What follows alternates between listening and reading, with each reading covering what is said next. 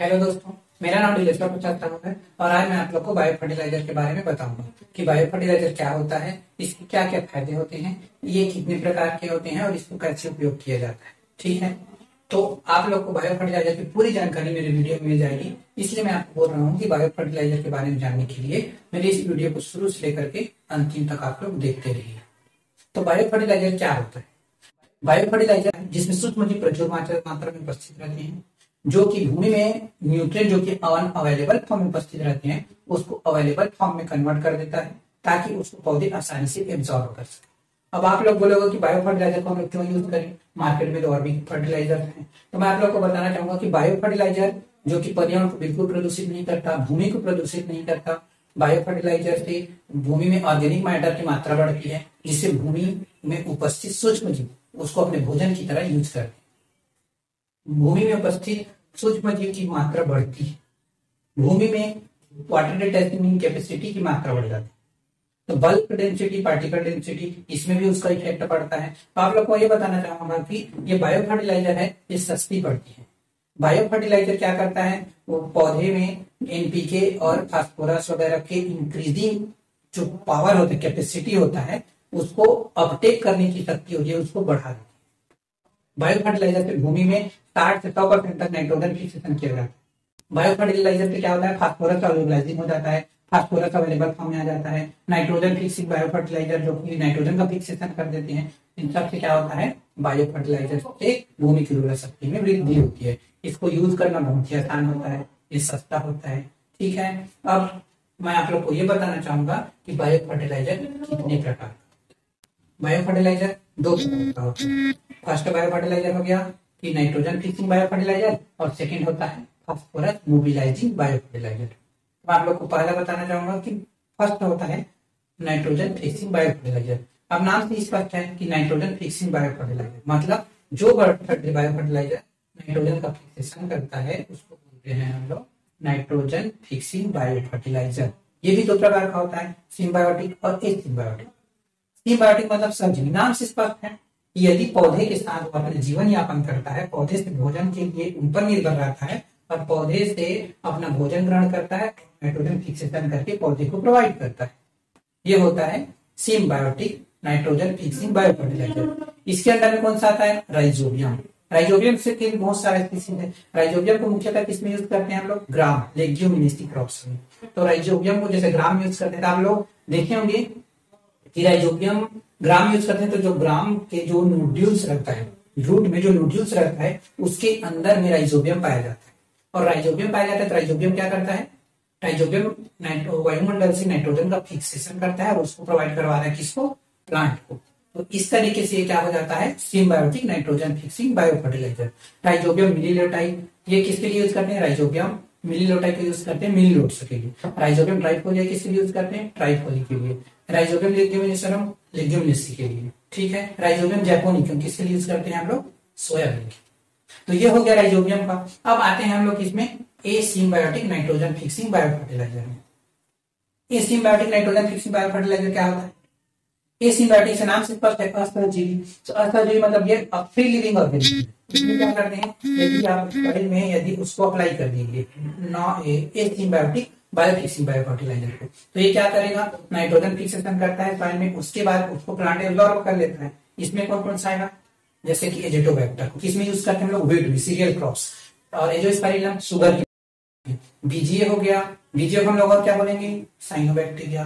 VGA का कौन से स्पीसीज को हम लोग यूज करते हैं, उसका नॉस्टॉप हो गया, बिना बिना आता है, इसको हम लोग यूज करते हैं। ठीक है, एजोला हो गया। एजोला का भी बहुत सारा फायदा है। कैसे, एजोला का फायदा कैसे है, एजोला को राइस के खेत में यदि हम लोग अप्लाई करते हैं उसमें 15 से 20% तक नाइट्रोजन फिक्सिंग कर देता है पर हेक्टेयर। ठीक है, अब मैं आप लोग को ये बताना चाहूंगा कि बायो फर्टिलाइजर को देखने को मिलेगा cyanobacteria, nonstop, इनाबिना।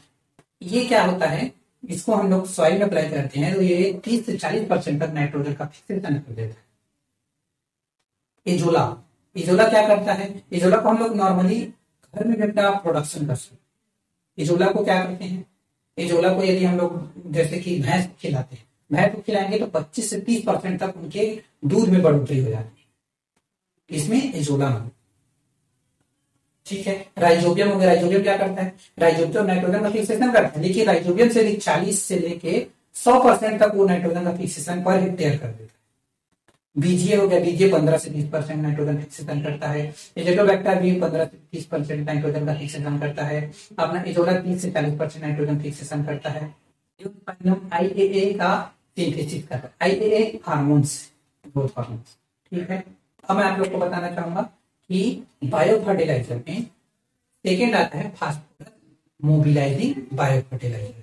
Phosphorus mobilising bio fertiliser क्या होता है, फास्फोरस मोबिलाइजिंग बायो फर्टिलाइजर भी दो प्रकार का होता है, नाम से स्पष्ट है। जो फर्टिलाइजर, जो बायो फर्टिलाइजर फास्फोरस को मोबिलाइज करता है वो आप क्या कहलाएगा, फास्फोरस मोबिलाइजिंग बायो फर्टिलाइजर, ठीक है। तो इसमें ये भी दो प्रकार का होता है। फर्स्ट आता है फास्फोरस एब्जॉर्बर और फास्फोरस सोल्यूलाइजर। फास्फोरस सोल्यूलाइजर क्या करता है, फास्फोरस जो कि सॉइल में अनअवेलेबल फॉर्म में उपस्थित रहता है उसको ये क्या करता है, अवेलेबल फॉर्म में कन्वर्ट करता है, मतलब उसको सोल्यूलाइज कर देता है जिससे पौधे उसको आसानी से ग्रहण कर लेते हैं, ठीक है। इसमें कौन कौन सा आता है, उसमें एस्परजिलस, बैसिलस।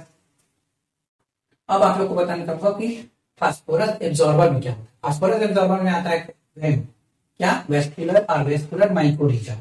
ये क्या करता है, भूमि में उपस्थित फास्फोरस को पहले एब्जॉर्ब कर लेता है, उसके बाद प्लांट के रूट में वो फैल जाता है, जिससे प्लांट उसको क्या करता है, एब्जॉर्ब कर लेता है, ठीक है। इस तरीके से वो प्लांट को प्राप्त हो जाता है। अब मैं आप लोग को बताना चाहूंगा कि इसका उपयोग किसमें किया जाता है। इसका उपयोग आप लोग सॉइल ट्रीटमेंट के लिए यूज कर सकते हैं, इसका उपयोग आप सीड ट्रीटमेंट के लिए यूज कर सकते हैं, इसका उपयोग आप रूट ट्रीटमेंट के लिए यूज कर सकते हैं, इसका उपयोग आप ट्यूबर ट्रीटमेंट के लिए यूज कर सकते हैं।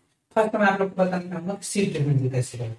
सीड ट्रीटमेंट के लिए क्या करते हैं, 1 लीटर पानी लिए, उसमें 200 से 250 ग्राम क्या डाल दिए, गुड़ डाल दिए, गुड़, ठीक है। अब उसमें क्या करते हैं, 200 ग्राम जो राइजोबियम कल्चर का आता है उसको उसमें अच्छे से मिला लेते हैं।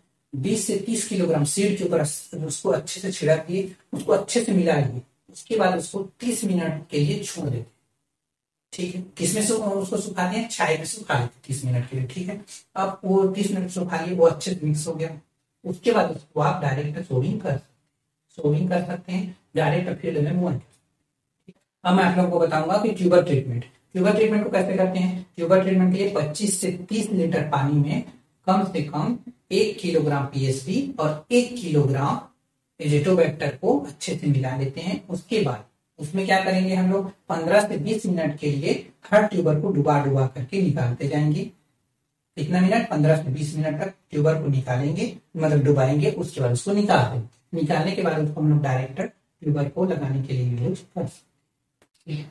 अब आती किसकी बारी, अब आती है सॉइल ट्रीटमेंट। सॉइल ट्रीटमेंट के लिए जितना आपको भूमि में आवश्यकता है, जैसे कि 4 से 10 किलोग्राम रिकमेंडेड डोज होता है, उसके लिए एजेटोबैक्टर को तो हम लोग क्या करेंगे, 200 किलोग्राम कंपोस्ट में उसको अच्छे से मिला लेते हैं, उसके बाद उसको सॉइल ट्रीटमेंट के लिए यूज कर लेते हैं, ठीक है।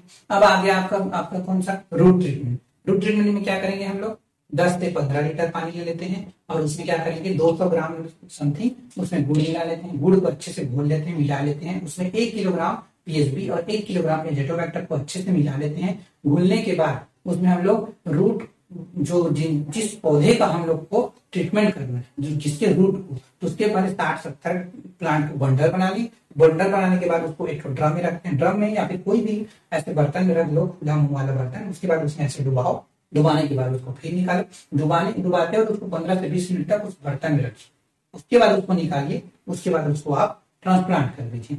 ये हो गया आपका रूट ट्रीटमेंट, ठीक है। आप लोग को यदि वीडियो अच्छा लगा तो आप लोग लाइक करिए, सब्सक्राइब करिए और शेयर करिए।